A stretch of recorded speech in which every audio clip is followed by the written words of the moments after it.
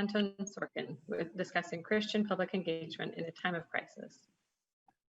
Okay, thank you for the introduction. Thank you for the host for allowing me to take part in this important conversation. So my submission was essentially based on my research and observations for the last 4 years concerning the state of the Christian church in America, in particular, how the church has responded to various trials and how the optics of its discontent has played a role in shaping its public image.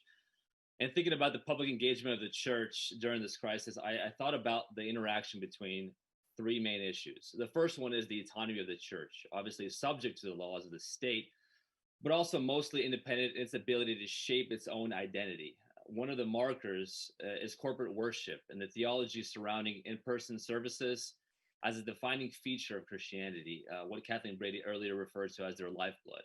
The recent lawsuit filed by Mark Dever's church in DC has done a good job, for example, showing how the bans of in-person services violate their theological convictions surrounding the physical gatherings of believers, discussed in various sources like the letter to the Hebrews and demonstrated in the book of Acts. The second thing is the public health concerns and the need to make life-altering decisions that carries widespread support. Now, this widespread support means that non-compliance will have its repercussions, not only legally, but also in the court of public opinion. And so decisions need to be made to carry out the church's spiritual mission without exacerbating its crisis of legitimacy through needless disobedience. And the third is the issue of how the church can embrace this moment through a fruitful public engagement, mindful of its mission to serve the broader public, their need to retain the marks of distinction, and how this all plays towards the development of a social capital.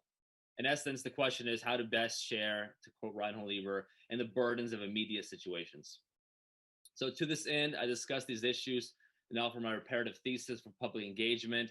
My final one being that the church needs to continue to pray as its ministers to their communities in this time of great uncertainty.